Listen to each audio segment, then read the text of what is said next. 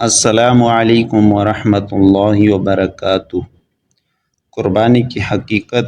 اصل میں قربانی کی حقیقت تو یہ تھی کہ عاشق خود اپنی جان کو خدا تعالیٰ کے حضور میں پیش کرتا، مگر اللہ تعالیٰ کی رحمت دیکھیں اللہ کو یہ گوارا نہ ہوا، اس لیے حکم دیا کہ تم جانور ذبح کر دو، ہم یہی سمجھیں گے کہ تم نے اپنے آپ کو قربان کر دیا۔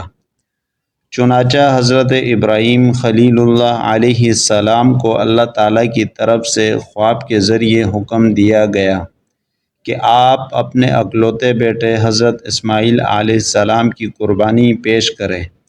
اب دیکھیں کہ حکم اول تو اولاد کے بارے میں دیا گیا، اولاد بھی کیسی، فرزندہ اکلوتا، اور فرزندہ بھی ناخلف نہیں بلکہ نبی معصوم۔ ایسے بچے کی قربانی کرنا بڑا مشکل کام ہے۔ حقیقت میں انسان کو اپنی قربانی پیش کرنا اتنا مشکل نہیں، مگر اپنے ہاتھ سے اپنی اولاد کی قربانی پیش کرنا اور اپنے ہاتھ سے ذبح کرنا بڑا مشکل کام ہے، مگر چونکہ حکم خداوندی تھا اس لیے آپ نے اپنے اکلوتے بیٹے حضرت اسماعیل علیہ السلام کی محبت پر حکم خداوندی کو مقدم رکھتے ہوئے فرمان الہی کے سامنے سر تسلیم کر دیا اور اپنے اکلوتے بیٹے حضرت اسماعیل علیہ السلام کو منع کے جگہ میں لے گئے اور فرمایا، بیٹا مجھے حکم خداوندی ہے کہ میں تجھے ذبح کر دوں۔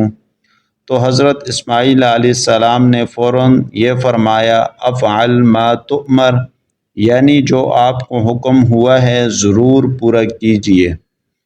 اگر میری جان کی ضرورت ہے تو ایک جان کیا ہزاروں جانیں بھی ہو تو نثار ہے۔ چنانچہ حضرت ابراہیم خلیل اللہ علیہ السلام نے رسیوں سے پہلے ان کے ہاتھ پاؤں باندھے، پھر چھری تیز کی۔ اب بیٹا بھی خوش ہے کہ میں خدا کی راہ میں قربان ہو رہا ہوں، ادھر باپ بھی خوش ہے کہ میں اپنے ہاتھ سے بیٹے کی قربانی پیش کر رہا ہوں۔ چنانچہ حکم خداوندی کی تعمیل بھی اپنے بیٹے کی گردن پر چھری چلا دی۔